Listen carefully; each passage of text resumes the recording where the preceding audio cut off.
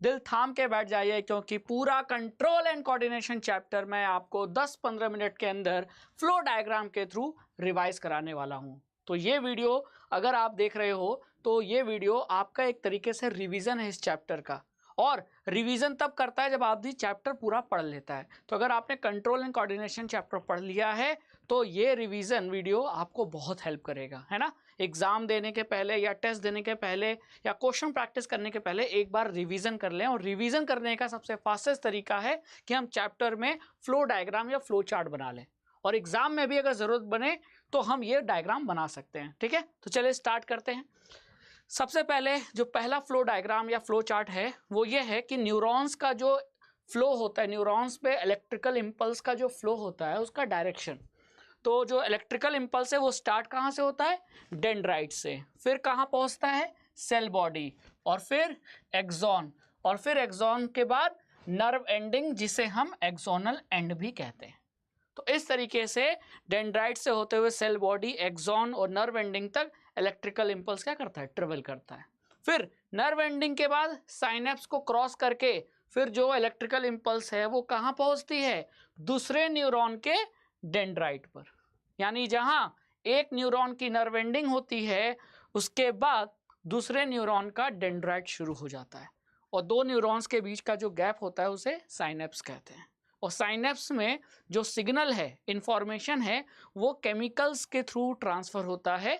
ठीक है, और बाकी पूरे न्यूरॉन्स में वो इलेक्ट्रिकल इंपल्स के फॉर्म में इंफॉर्मेशन ट्रेवल करता है, और उस इंफॉर्मेशन के ट्रेवलिंग का जो डायरेक्शन है वो हमने एरो से बता दिया। ठीक है, चलिए अब आगे चलते हैं। Next, reflex arc. जब भी कोई रिफ्लेक्स एक्शन होता है हमारे बॉडी में तो जो न्यूरॉन्स इलेक्ट्रिकल इंपल्स का जो फ्लो होता है वो जिस पाथ पे होता है उसी पाथ को रिफ्लेक्स आर्क कहते हैं। अब ये रिफ्लेक्स आर्क बनता कैसे है, तो सबसे पहले सिग्नल कहाँ रिसीव हुआ, सबसे स्टार्ट हुआ रिसेप्टर से। रिसेप्टर से इंफॉर्मेशन कहाँ पहुंची, सेंसरी न्यूरॉन्स के पास। सेंसरी न्यूरॉन्स के बाद फिर इंफॉर्मेशन कहाँ पहुंची, स्पाइनल कॉर्ड के पास। स्पाइनल कॉर्ड के अंदर जो रिले न्यूरॉन्स है वहां तक इंफॉर्मेशन पहुंची। ठीक है, फिर यहां से इंफॉर्मेशन किसके पास गई, मोटर न्यूरॉन्स के पास। तो हम ये कह सकते हैं कि जो रिले न्यूरॉन्स हैं वो सेंसरी न्यूरॉन्स को मोटर न्यूरॉन से क्या कर रहे हैं, कनेक्ट कर रहे हैं। ठीक है, फिर मोटर न्यूरॉन्स के बाद फिर ये इंफॉर्मेशन, रिफ्लेक्स एक्शन की जो इंफॉर्मेशन है वो इफेक्टर तक पहुंचेगी, और इफेक्टर कौन होते हैं, मसल्स। और तब जाकर मसल्स क्या करेगा, कॉन्ट्रैक्ट करेगा और आप अपना हाथ हटा लोगे। तो गर्म बर्तन को छूने के बाद जो आपने हाथ हटाया तो यहाँ रिफ्लेक्स एक्शन हुआ, और उस रिफ्लेक्स एक्शन का जो पूरा पाथ है उसका सही डायरेक्शन आपने इस फ्लो चार्ट में बता दिया। तो कभी भी आपको कोई दिक्कत नहीं आएगी अगर आपसे क्वेश्चन पूछ ले कि what is the correct path of reflex action, तो आप ये फ्लो चार्ट बनाकर बता सकते हो। और अगर ऑब्जेक्टिव क्वेश्चन में आ जाए तो भी आप आइडेंटिफाई कर लोगे। तो स्टार्ट होता है रिसेप्टर से, खत्म होता है इफेक्टर पर। Receptor, sensory neurons, spinal cord के अंदर भी किसके पास, रिले न्यूरॉन्स, फिर मोटर न्यूरॉन्स, फिर इफेक्टर। ठीक है, चलिए अब आगे चलते हैं। नेक्स्ट, फिर बात करें ह्यूमन ब्रेन की, क्योंकि भैया ह्यूमन ब्रेन कमांडिंग सेंटर है, सारी प्रोसेसिंग इंफॉर्मेशन की वहीं हो रही है। तो जो ह्यूमन ब्रेन है उसको 3 पार्ट में डिवाइड किया गया, आपने एनसीईआरटी में पढ़ा होगा, fore brain, mid brain, hind brain. ठीक है, फोर ब्रेन फर्दर 2 पार्ट से बना है, सेरेब्रम और हाइपोथैलेमस, और जो हाइंड ब्रेन है फर्दर 3 पार्ट से बना है, पॉन्स, मेडुला, सेरेबेलम। ठीक है, अब सेरेब्रम क्या करता है, हमारे बॉडी के जितने भी वॉलंटरी एक्शन है उसे कंट्रोल करता है। वॉक करना, है ना, हाथ एक्सरसाइज करना तो हाथ मूव कर रहे हो, है ना, फिर आप दौड़ रहे हो, फिर ऐसे तमाम जो वॉलंटरी एक्शन है उसे सेरेब्रम कंट्रोल करता है। सेरेब्रम में ही हियरिंग, स्मेल, टेस्ट, है ना, ये तमाम तरीके की जो इंफॉर्मेशन है, आप क्या खा रहे हो, आप क्या स्मेल कर रहे हो, आप क्या देख रहे हो, विजन, इन तमाम इंफॉर्मेशन भी सेरेब्रम में जाकर ही प्रोसेस होती है। ठीक है, फिर आता है हाइपोथैलेमस। आपको भूख प्यास लगी है, कौन बताता है, हाइपोथैलेमस। और खाना खाने के बाद पेट भर जाता है तो ये पेट भर गया है इसका एहसास, यानी सेंसेशन ऑफ फीलिंग फुल, ये कौन देता है, ये भी हाइपोथैलेमस देता है। मेडुला हमारे बॉडी के सारे इनवॉलंटरी एक्शन करता है ना, जैसे उल्टी आना, जैसे मुंह में सलाइवा का बनना, हार्ट बीट, ये सारे इनवॉलेंट्री एक्शन मेडुला कंट्रोल करता है। और बॉडी के बैलेंस को मेंटेन करने का काम सेरेबेलम का होता है। तो इस तरीके से आपने ह्यूमन ब्रेन को फ्लो चार्ट बनाकर और सारे फंक्शन भी आपने देख लिए। और अगर आप एग्जाम में कुछ नहीं आ रहा है तो फ्लो चार्ट बना दो, तो उससे एग्जामिनर आपको नंबर तो देगा ही, है ना। और फ्लो चार्ट देखने में अच्छा भी लगता है। क्लियर। नेक्स्ट फिर आता है human nervous system. Human nervous system. Human nervous system आपको पता ही है, दो पार्ट से मिलकर बना है, सेंट्रल नर्वस सिस्टम और peripheral nervous system. Central nervous system के हिस्से दो हैं, ब्रेन और स्पाइनल कॉर्ड, यानी इन दोनों को कंबाइन करके बोल देते हैं कि ये सीएनएस है। और ब्रेन से निकलने वाली क्रेनियल नर्व्स और स्पाइनल कॉर्ड से निकलने वाली स्पाइनल नर्व्स का जो जाल है, नेटवर्क है, इन दोनों टाइप के नसों का जो नेटवर्क है उसको मिलाकर कंबाइंड फॉर्म में कहते हैं पेरिफेरल नर्वस सिस्टम। ठीक है। और बॉडी के पार्ट्स और सीएनएस के बीच में लिंक बनाने का काम पीएनएस का ही होता है। ठीक है, बात समझ में आ गई। चलिए फिर ट्रॉपिक मूवमेंट्स इन प्लांट।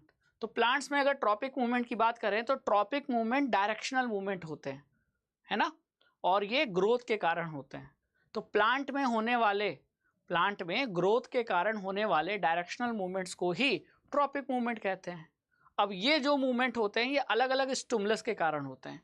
अगर स्टिमुलस लाइट है तो ऐसे ट्रॉपिक मूवमेंट को फोटोट्रॉपिज्म कहेंगे, अगर स्टिमुलस ग्रेविटी है तो जियोट्रॉपिज्म, वाटर है तो हाइड्रोट्रॉपिज्म, और केमिकल की वजह से ट्रॉपिक मूवमेंट हो रहा है प्लांट में तो ऐसे को हम कीमोट्रॉपिज्म कहेंगे। तो इस तरीके से भी आप रिवाइज कर सकते हो। अब आता है कि हमारे बॉडी में इलेक्ट्रिकल इम्पल्स के थ्रू जो कम्युनिकेशन हो रहा है वो तो नर्वस कम्युनिकेशन है, जहाँ इंफॉर्मेशन इम्पल्स के फॉर्म में ट्रेवल कर रही है, उसका रूप क्या है, इम्पल्स। लेकिन हमारे बॉडी में केमिकल कम्युनिकेशन भी होता है, जहाँ इंफॉर्मेशन को कोई ना कोई केमिकल लेके जाता है और ऐसे केमिकल्स को हम हार्मोन्स कहते हैं। तो बॉडी में इंफॉर्मेशन को फैलाने के दो मेथड है, दो कम्युनिकेशन के मेथड है, एक इम्पल्स के थ्रू और एक हार्मोन्स के थ्रू। ठीक है। अब बात आती है हार्मोन्स की, तो प्लांट में भी हार्मोन्स होते हैं और एनिमल्स में भी होते हैं। तो एनिमल्स में हम लोग आ गए, है ना। अगर प्लांट हार्मोन की बात करें तो प्लांट हार्मोन में 4 हार्मोन एनसीईआरटी में मेंशन है, 4।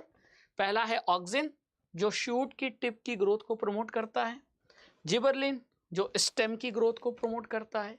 तो गन्ने पे जिबरलिन छिड़कोगे गन्ना और लंबा होगा, क्योंकि गन्ने में हम क्या खाते हैं, उसका स्टेम खाते हैं। ठीक है। साइटोकाइनिन सेल डिवीजन को प्रमोट करता है, तो ये वहाँ उस एरिया में ज़्यादा पाया जाएगा जहाँ सेल डिवीज़न बहुत ज़्यादा होता है, जैसे फ्रूट्स और सीड्स। फिर आता है एब्सिसिक एसिड, ये एक ऐसा प्लांट हार्मोन है जो ग्रोथ को इनहिबिट करता है। बाकी तीनों ग्रोथ को प्रमोट करते हैं प्लांट में, लेकिन एब्सिसिक एसिड ग्रोथ को इनहिबिट करता है और इसी के कारण विल्टिंग्स ऑफ लीव्स होता है। विल्टिंग ऑफ लीव्स का मतलब पत्तियां मुरझा के गिर जाती हैं, वो एब्सिसिक एसिड के कारण होता है।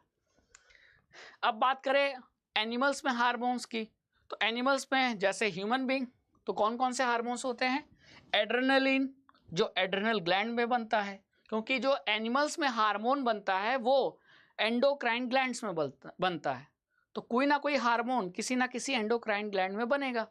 तो एड्रेनलिन एड्रेनल ग्लैंड में बनता है, थायरोक्सिन हार्मोन थायराइड ग्लैंड में बनता है जो गले में होता है, ग्रोथ हार्मोन हमारे ब्रेन में पिट्यूटरी ग्लैंड होता है वहाँ बनता है, टेस्टोस्टेरोन मेल्स के केस में टेस्टिस बनता है, टेस्टिस में बनता है, फीमेल्स में तो टेस्टिस होती नहीं तो फीमेल्स में टेस्टोस्टेरोन भी नहीं होगा। एस्ट्रोजन हार्मोन ओवरी में बनता है, तो ये केवल फीमेल्स में है। और इंसुलिन हार्मोन जो ब्लड शुगर को लेवल को कंट्रोल करता है वो बनता है पैंक्रियाज में। अब पैंक्रियाज एक ऐसा ग्लैंड है जो एंजाइम भी बनाता है और ग्लैंड भी और हार्मोन भी बनाता है। एंजाइम आपने लाइफ प्रोसेस चैप्टर में पढ़ा होगा, trypsin enzyme, pancreatic lipase enzyme, और हार्मोन में नाम आता है इंसुलिन का। ठीक है। तो इस तरीके से ये सारे हार्मोन जो ह्यूमंस में या कह लो एनिमल्स में पाए जाते हैं या बनते हैं, ये वो उनका नाम और किस ग्लैंड में बनते हैं उनका नाम। तो एरो ये बता रहा है कि थायराइड ग्लैंड में थायरोक्सिन बनता है, पिट्यूटरी ग्लैंड में ग्रोथ हार्मोन बनता है, टेस्टिस में टेस्टोस्टेरोन बनता है। ठीक है। तो आई होप कि यहाँ आपका ये सारे फ्लो चार्ट अब ख़त्म होते हैं क्योंकि चैप्टर आपका ओवर हो चुका है। तो हमने क्या किया, फ्लो चार्ट के थ्रू आपको रिवाइज कराया क्या, control and coordination chapter. Exam में जब भी आप कुछ लिखो तो अगर समय बचा है तो फ्लो चार्ट बनाओ, क्योंकि इससे आपका आंसर प्रेजेंटेशन अच्छा होगा और एग्जामिनर आपको मजबूर हो जाएगा फुल नंबर देने के लिए। फुल नंबर मतलब टॉपर बनना, ठीक है। तो आई होप कि आपको ये वीडियो पसंद आया होगा। आप कमेंट सेक्शन में आप जिस चैप्टर का फ्लो चार्ट का वीडियो मांगते हैं आप मांग सकते हैं, कमेंट्स में लिख सकते हैं, मैं ज़रूर बनाऊंगा। Thank you so much.